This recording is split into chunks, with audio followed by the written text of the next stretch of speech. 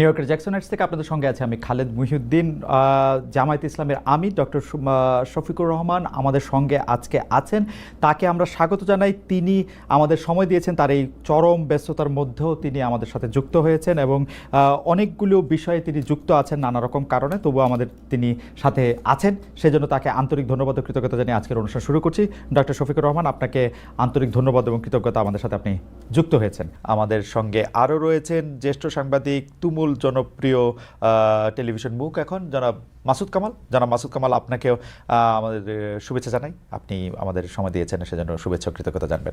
আমি আমি আমি একটি প্রশ্ন দিয়ে আসলে প্রথমে আপনাদের দুজনের কাছ থেকে জানতে চাই।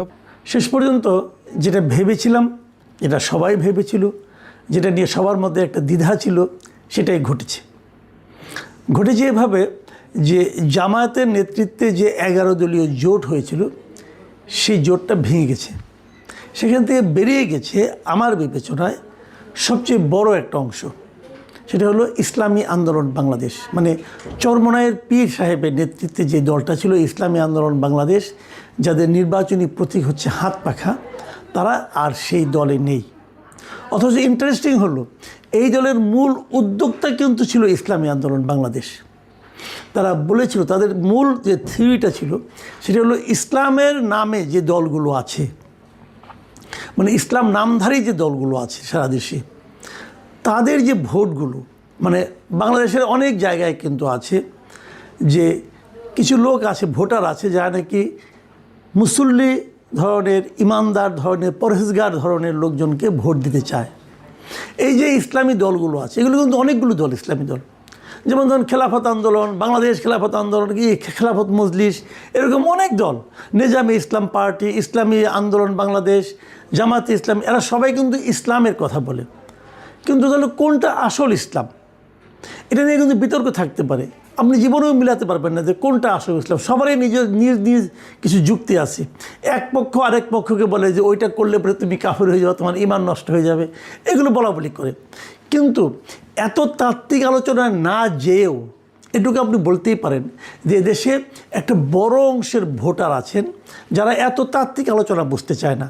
তারা কেবল বুঝতে চায় যে কোন দলগুলোর নামে ইসলাম শব্দটা আছে, এবং তারা মনে করে তারা ইসলামকে আরও সুদৃঢ়ভাবে প্রতিষ্ঠার জন্য অথবা রাষ্ট্রীয়ভাবে ইসলামী শাসন কায়েমের জন্য তারা হয়তো বা কাজ করছে। এই একটা ধারণা থেকে তারা ইসলামী দলগুলোকে ভোট দেয়। এখন যদি এই 7-8টা ইসলামী দল আলাদা আলাদা প্রতীক নিয়ে আলাদা আলাদাভাবে নির্বাচন করে, তখন যে লোকেরা ইসলামী দলকে ভোট দিতে চায় তাদের ভোটগুলো কিন্তু ভাগ হয়ে যায়। এই জিনিসটাকে মাথায় রেখে, এই চিন্তাটাকে মাথায় রেখেই তারা ওয়ান বক্স পলিসি করেছিল। যে তারা বলেছিল যে ইসলামকে ভালোবেসে যারা ভোট দেয়, প্রকৃত পরহেজগার লোকদেরকে যারা ভোট দিতে চায়, সৎ লোককে যারা ভোট দিতে চায়, সেই ভোটগুলো যেন ভাগ না হয়, সেই ভোটগুলো যেন একটা বাক্সে পড়ে। এই ছিল তাদের থিওরি। এবং এই থিওরি যখন যে তারা অগ্রসর হলো, তখন অনেকেই ভেবেছিলেন যে এটা হয়তো একটা বড় এবং শক্তিশালী জোট হবে, অন্ততপক্ষে ভোটের বিচারে। সেভাবেই চলছিল। কিন্তু এর মধ্যে নতুন আরও 3টা দল যোগ দিল। প্রথমে ছিল 5টা দল। প্রথম 5টা দলের মধ্যে কিন্তু জামাতে ইসলাম ছিল না। জামাতে ইসলাম পরে এসে যোগ দিয়েছে। জামাত ছিল 6 নাম্বার দল, তারপরে আরও 2টো 8টা, তারপরে আসলো 3টা। এখন এইখানে কিন্তু কতগুলি বিরোধ তৈরি হওয়া শুরু হলো। যখন 3টা আসলো, নতুন 3টা আসলো, এরা কে কে আসলো? এনসিপি, আর একটা এবি পার্টি, আর একটা এলডিপি। এলডিপি হলো অলি আহমেদ সাহেবের দল, যারা নাকি সারা জীবন এই জামাত ইসলামকে গালাগালি করেছে, তারা এলেন। এখন এই বিষয়টা নিয়ে কিন্তু ইসলামী আন্দোলন হ্যাপি ছিল না। আনহ্যাপি হলেও সিট ভাগাভাগি নিয়ে আমরা দৃশ্য তো দেখেছি যে ইসলামী আন্দোলন চেয়েছে 50টা, তাদেরকে অফার করা হয়েছে 45টা অথবা 40টা। এটা নিয়ে ঘাপটা, এটা নিয়ে টানাটা। কিন্তু আমি যতটুকু জানি, আমি বিভিন্নভাবে বিভিন্ন সোর্স থেকে এবং সব দলিতে কিছু লোকজন পরিচিত আছে, ভেতরে যে কথাটা আমি শুনেছি সেটা একটু শেয়ার করতে চাই। সেটা হলো, ইসলামী আন্দোলন কোনো অবস্থাতেই জামাতে ইসলামকে 150 আসন দিতে চায়নি। ইসলামী আন্দোলনের প্রথম বক্তব্যটা ছিল জামাতে ইসলামের মনোনয়নের সংখ্যা, মানে যতগুলি আসনে তারা মনোনয়ন দেবে সেই সংখ্যাটা যেন 150-র চেয়ে কম হয়। মানে যা নমিনেশন দিল যদি সবগুলিও পাস করে যায়, তাও যেন জামাতের এমপির সংখ্যা 150 না হয়। এই ছিল ইসলামী আন্দোলনের মূল বক্তব্য। এটা ভুলও হতে পারে, কিন্তু আমি এটা একদম কনফার্ম হয়ে বলছি না, কিন্তু এরকম কথা আমি শুনেছি। কারণ তাদের বক্তব্য হলো যে যদি জামাতে ইসলাম নিজেই পুরো অন্যদের চেয়ে বেশি হয়ে যায় সবগুলোর চেয়ে, তাহলে সেটা পরবর্তী সময়ে জামাত যে ইসলামের প্রচারণা চালায়, জামাত যে ইসলামের কথা বলে, তার সঙ্গে ইসলামী আন্দোলন এবং অন্যান্য এই দলগুলোর এক ধরনের বিরোধ তৈরি হতে পারে। এটা ছিল মূল ইস্যু, এবং এই ইস্যুটা কখনোই জামাতের পক্ষে মানা সম্ভব নয়, এবং যে কারণে এটা শেষ পর্যন্ত কিন্তু ম্যানেজ হয়নি। ইসলামী আন্দোলন এখন একা ইলেকশন করছে। তারা 270টা আসনের মনোনয়ন দাখিল করেছিল তাদের দলের, তার মধ্যে 2টা বাতিল হয়ে গেছে, আর 268টা আসনে তারা ইলেকশন করছে। তারা জামাত ইসলামের সঙ্গে নেই। এখন কেন নেই এই কথার জবাবে আমি ভেতরে যেটা বললাম সেটা তো আমার একটা স্পেকুলেশন বলতে পারে না, এবং দুইজনের সঙ্গে আলাপ করে আমি যেটা বুঝেছি সেটা আমি বললাম। কিন্তু তারা তো এটা মুখে স্বীকার করে না, তার মুখে বলছে 5টা কারণের কথা। সেই কারণগুলি কী কী? মূলত সেই কারণগুলি নীতিগতভাবে, নৈতিকভাবে। যেমন তারা বলার চেষ্টা করেছে যে জামাতে মানে ইসলামী আন্দোলন তারা চাচ্ছে যে একটা ইসলামী শরিয়া শাসন কায়েম হবে যদি তারা ক্ষমতায় যায়, কিন্তু জামাত বলছে তারা শরিয়া আইনে দেশ পরিচালনা করতে চায় না, তারা প্রচলিত আইনে করতে চায়। ইসলামী আন্দোলন বলছে যে এই দেশে যত রকম অনিয়ম, দুর্নীতি, এই সবই হচ্ছে প্রচলিত আইনের কারণে। এর বিপরীতে শরিয়া আইন কায়েম করলেই একমাত্র এই সমস্যা থেকে সমাধান মিলবে। কিন্তু এই জায়গাটা তো একটা মৌলিক নীতিগত পার্থক্য। এই পার্থক্যের জন্য তারা জামাতকে দোষী করতেছে, তারা রাজি না এর সঙ্গে। এবং আরও নীতিগত প্রশ্ন তারা এনেছে যে জামাতের আমির তারেক রহমানের সঙ্গে দেখা করেছেন, দেখা করে তারপরে হয়তো তারা যৌথভাবে, ঐক্যবদ্ধভাবে অথবা একটা সমঝোতা সরকার করতে যাচ্ছেন। এটাও ইসলামী আন্দোলন কিন্তু পছন্দ করছে না। এই ধরনের অনেক কিছু হতে পারে। কিন্তু এদিকে আবার আরেকটা কথা আমি বলে নেই, এই যে ভেঙে গেল, ভেঙে যাওয়াতে লাভ হলো কার? একটা কথা ভাবুন, ইসলামী আন্দোলন কিন্তু এরই মধ্যে একটা মোটামুটি বড় দলে পরিণত হয়েছে। আমি এই কথাটা আগেও বলেছি বহুবার, আবারও বলি, এই বাংলাদেশে এখনও কিন্তু অনেক জায়গায় ভোট হয় মার্কা দেখে। অনেক সময় প্রার্থীটাকে এটা ইম্পর্টেন্ট না, মার্কাটা কি, মানুষ কোন মার্কাগুলিকে চেনে। বাস্তবতা হলো এদেশের মানুষ এখন পর্যন্ত গত কয়েক বছরের ইতিহাস থেকে আমি বলতে পারি মার্কা চিনি কয়েকটা। একটা হলো নৌকা, একটা ধানের শীষ, একটা লাঙ্গল, আর একটা হাত পাখা। আপনারা যদি বলবেন তাহলে আমি দাঁড়িপাল্লা বললাম না কেন? দাঁড়িপাল্লা বললাম না এই কারণে, একটা কথা মাথায় রাখেন, 2008-এর ডিসেম্বরে যে নির্বাচনটা হয়েছিল, সেই নির্বাচনের পর আর কোনো নির্বাচনে কিন্তু দাঁড়িপাল্লা প্রতীকটা ছিল না। 2014-তে জামাত ইসলাম তো নির্বাচনে অংশই নেয় নাই, দাঁড়িপাল্লা কেউ দেখেনি। তারা কোনো উপনির্বাচনও করেনি, দাঁড়িপাল্লা কেউ দেখেনি। 2018 নির্বাচনে ততদিনে দাঁড়িপাল্লা প্রতীকটা নিষিদ্ধ হয়ে গিয়েছিল। তখন জামাতে যারা নির্বাচন করেছিল তারা ধানের শীষ প্রতীকটি নির্বাচন করেছিল। এমনকি এই যে আজকে যে জামাতের আমির ডাক্তার শফিকুর রহমান, উনিও কিন্তু ধানের শীষ প্রতীক নিয়ে নির্বাচন করেছিলেন। জামাতের নির্বাচন কেউ করে, দাঁড়িপাল্লা ছিল না। 2024-এর নির্বাচনে দাঁড়িপাল্লা মার্কা ছিল না। তাহলে 2009-এর পরে এই এত বছরে বাংলাদেশের নির্বাচনের মাঠে দাঁড়িপাল্লা প্রতীক কেউ দেখেনি। বরঞ্চ এই সময়ে হাত পাখা মানে ইসলামী আন্দোলন প্রায় প্রতিটা নির্বাচনে অংশ নিয়েছে, এবং তেমনকি তারা স্থানীয় সরকার নির্বাচনে অংশ নিয়েছে, মেয়র নির্বাচনে অংশ নিয়েছে। এগুলো করে করে তারা কিন্তু বেশ একটা ভালো অবস্থানে চলে গিয়েছিল। আপনি তো বলবেন যে হ্যাঁ জামাত সে সময় সক্রিয় ছিল না বলে জামাতের ভোটগুলো ইসলামী আন্দোলনে গিয়েছিল। হ্যাঁ, এটা হতে পারে, জামাতের ভোটগুলো ইসলামী আন্দোলনে গিয়েছিল। ওই যে ইসলাম পছন্দ ব্যক্তিদের ভোটগুলো একটা বাক্সে নেওয়ার যে ফর্মুলা, এই ফর্মুলাটা তখন কিন্তু অটোমেটিক কার্যকর হয়ে গিয়েছিল। এই জন্য হয়তো ইসলামী আন্দোলনের ভোট একটু বেড়েছিল। কিন্তু পাশাপাশি এটাও সত্য, ইসলামী আন্দোলন এই সময়ে এই ফাঁকা মাঠে তারা কিন্তু ইসলামী রাজনীতির একটা ভ্যাকুয়ামকে কাজে লাগিয়ে বেশ ভালো একটা ভোট ব্যাংক করতে পেরেছে। কাজে ইসলামী আন্দোলন কিন্তু একটা, আমার বিবেচনায় একটা বড় দল, একটা বেশ বড় দল। এখন সেই ইসলামী আন্দোলন যখন সরে যায়, তখন কিন্তু জামাতের যে জোট, সেই জোট কিন্তু ক্ষতিগ্রস্ত হবে, বেশ ভালোভাবে ক্ষতিগ্রস্ত হবে। ক্ষতিগ্রস্ত ইসলামী আন্দোলন হবে, কারণ অনেক জায়গায় জামাতের তো খুব ভালো ভোট ব্যাংক আছে, সেই ভোটগুলো ইসলামী আন্দোলন পেত। আর বাকি যে দলগুলো আছে এই দলগুলোকে আমি খুব একটা গুরুত্বপূর্ণ মনে করি না। কি এনসিপি, কি এবি পার্টি, এদের কোনো ভোট ব্যাংক নাই রে ভাই। কি মামুনুল হকের দল, এদের কোনো ভোট ব্যাংক নাই, খুবই অল্প। কাজে এখানে মূল ভোট ব্যাংক আছে জামাত ইসলামী এবং ইসলামী আন্দোলন। এই দুটো এক থাকতে পারলে এরা কিন্তু একটা শক্তিশালী প্রতিদ্বন্দ্বিতা গড়ে তুলতে পারত। কার সঙ্গে তুলতে পারত? বিএনপির সঙ্গে তুলতে পারত। আর যখন তারা ভেঙে গেল, লাভ কার হলো? লাভ হলো বিএনপির। সিম্পল, লাভ হলো বিএনপির। আচ্ছা, একটা কথা বলেন তো, এই যে বিএনপির এত বড় একটা লাভ হলো, এর পেছনে কি বিএনপির কোনো ধরনের ইনভেস্টমেন্ট ছিল না? এর পেছনে কি বিএনপি কোনো ধরনের চেষ্টা চরিত্র করেনি? ভাই, বিএনপি তো একটা রাজনৈতিক দল, এটা তো কোনো চ্যারিটি অর্গানাইজেশন না, এটা তো কোনো দাতব্য প্রতিষ্ঠান না। বিএনপি একটা রাজনৈতিক দল, এবং এই রাজনৈতিক দল কি কোনো রাজনীতি এখানে করেনি? করেছে কিনা আপনারা খুব শিগগিরই বুঝতে পারবেন।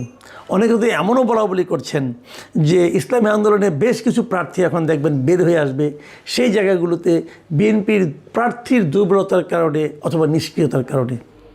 যদি সেরকম কিছু হয় তাহলে আমি মনে করব যে জামাতে ইসলামী, যা নাকি এতদিন ধরে নানা রকম কূট কৌশলের জন্য বিখ্যাত হয়ে উঠেছিলেন, গুপ্ত রাজনীতির জন্য বিখ্যাত হয়ে উঠেছিলেন, তাদের জন্য বোধহয় একটা বড় ধরনের ধাক্কা এবার নির্বাচনে পড়বে।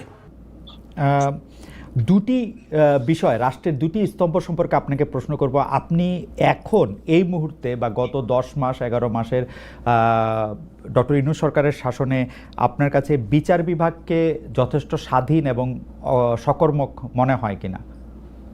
আরেকটি বিষয় ফ্রিডম অফ প্রেস। আমি যথেষ্ট স্বাধীন মনে করি না। যতদিন পর্যন্ত বিচার বিভাগ সম্পূর্ণভাবে আলাদা না হবে নির্বাহী বিভাগ থেকে, ততদিন পর্যন্ত এটাকে স্বাধীন বলা যাবে না। যেমন বিচার বিভাগের একটা ডিমান্ড আমাদের আছে যে এটাকে স্বাধীন করার জন্য স্বাধীন সচিবালয় গঠন করতে হবে, সেটা এই সরকারের একটা অঙ্গীকারের মতোই ছিল, কিন্তু এখন পর্যন্ত সেটা হয়নি। আমরা এটা দেখতে চাই যে অবিলম্বে সেটা হোক। যদি স্বাধীন সচিবালয় কায়েম নাই হয় তাহলে বিচার বিভাগ স্বাধীন হবে কিভাবে? নির্বাহীর অধীনে থাকে তো বিচার বিভাগ স্বাধীন হতে পারে না। এমনিতে আমরা সারা দেশে যে বিচার আদালতগুলি দেখি বা আমাদের যে আপিল আদালত অর্থাৎ হাইকোর্ট বিভাগ এবং আপিল ডিভিশন যে রায়গুলি এই পর্যন্ত দিয়েছে বা দিচ্ছে, আপনার সাথে তো সারা বাংলাদেশের সবাই কানেক্টেড। আপনার কাছে কি মনে হয় যে তারা স্বাধীনভাবে কাজ করতে পারছে, নাকি নির্বাহী বিভাগ আওয়ামী লীগ সরকারের মতোই বা পূর্ববর্তী অন্য রাজনৈতিক সরকারের মতোই প্রভাব বিস্তার করেই চলছে? ইউনূস সরকারও আসলে সুপ্রিম কোর্টের পজিশনটা আমার কাছে আমি প্রথমে আনতে চাই। এখন যিনি প্রধান বিচারপতির দায়িত্বে আছেন, তাকে তার পারফরমেন্সকে আমরা যতটুকু পর্যবেক্ষণ করার সুযোগ পেয়েছি, আমাদের মনে হয়েছে তিনি তার বিবেক এবং তার স্বাধীন চেতা মানসিকতার জায়গা থেকেই তিনি পারফর্ম করছেন। হাইকোর্টের যেহেতু অনেকগুলা বেঞ্চ, সেখানে পার্সন টু পার্সন ডিফারেন্স হতেই পারে, কিন্তু আলটিমেটলি বিচার তো যাবে শেষ পর্যায়ে সুপ্রিম কোর্টের হাতে। এই জায়গাটাকে অতীতের যে কোনো সময়ের তুলনায় আমাদের কাছে বেটার মনে হচ্ছে আপাতত। ভবিষ্যতে তারা কি করবেন সেটা এখনই অগ্রিম বলা যাচ্ছে না। ওকে। আর বিচার আদালতের প্রশ্নে মানে জজ অ্যান্ড সেশনস কোর্ট যেগুলি, ডিস্ট্রিক্ট জজ অ্যান্ড সেশনস কোর্ট যেগুলি আছে 64টা জেলা এবং অন্যান্য ট্রাইব্যুনালগুলি, তারা কি স্বাধীনভাবে কাজ করতে পারছে? আমাদের কাছে যতটুকু ইনফরমেশন, সব জায়গায় তারা স্বাধীনভাবে কাজ করতে পারছেন না। বিভিন্ন আনডিউ প্রেসার তাদের উপরে আছে।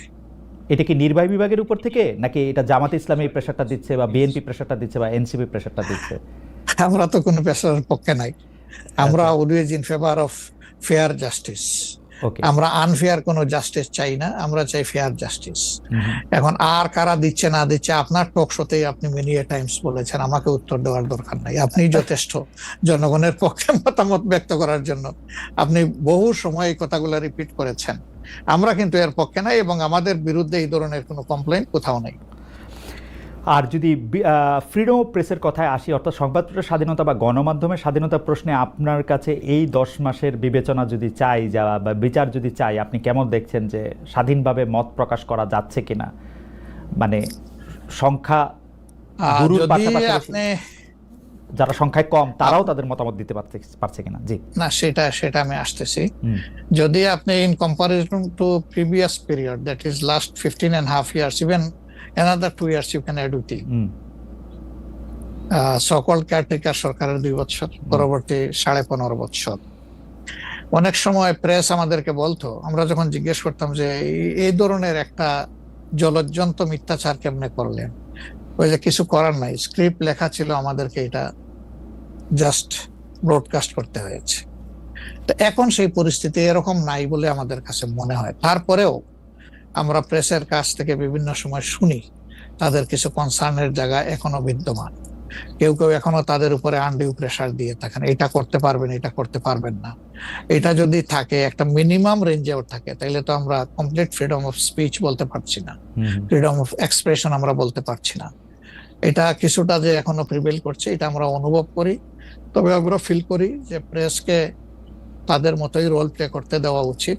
আর প্রেসের কাছেও আমাদের প্রত্যাশা, তারা যেন সাদাকে সাদাই বলেন, সাদাকে অন্তত ধূসর বানাবেন না, এবং কালোকেও তারা মানে সার্ফ এক্সেল দিয়ে সাদা বানাবেন না। 5 আগস্টের পর এই প্রশ্ন অবশ্য অনেকবার আপনার সামনে এসছে। তারপর আমি আপনাকে বলি, যেহেতু আপনার সাথে আমার দেখা হচ্ছে নতুন একটা ঘটনার পরে, এই প্রসঙ্গে নতুন একটা ঘটনার পরে, আপনি কিন্তু যে কোনো জায়গাতে এক ধরনের সমন্বয়ের প্রত্যাশী একজন মানুষ, ক্ষমা করার পক্ষে একজন মানুষ। আপনি সর্বশেষ যে আওয়ামী লীগের রাজনীতি নিষিদ্ধ করা হলো এবং দলকে আসলে তার সকল কার্যক্রম নিষিদ্ধ করা হলো, এইটা নিয়ে আমরা দেখেছি যে আপনার দলকে যারা সমর্থন করেন তারাও সেই নিষিদ্ধের দাবি করেছেন। কিন্তু আমি আপনার পার্সোনাল মতামত জানতে চাই যে আপনি এটা আসলে লাইক করেছেন কিনা, বা আপনি এটা পছন্দ করেছেন কিনা, বা আপনার যদি একক ক্ষমতা নেয়ার মানে সিদ্ধান্ত নেওয়ার, আপনি আপনার একক সিদ্ধান্ত প্রয়োগ করতেন, তাহলে আপনি এটা করতেন কিনা?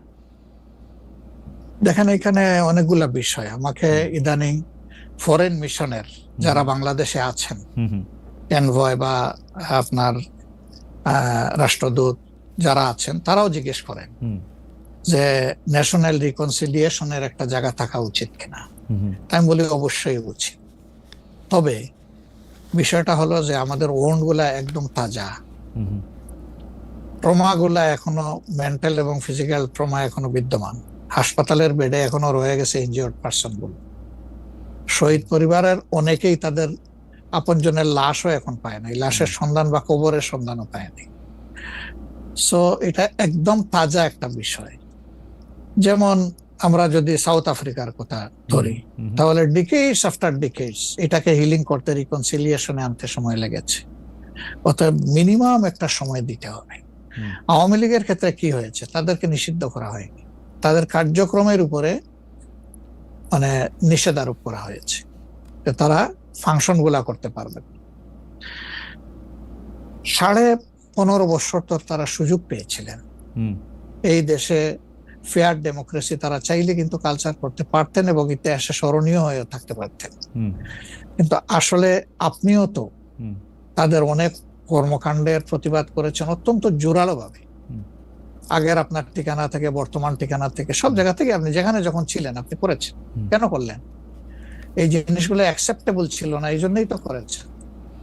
তো তারা তো 15.5 বছর মানুষকে তাদের কোনো ডেমোক্রেটিক এবং পলিটিক্যাল রাইট দেয় নাই।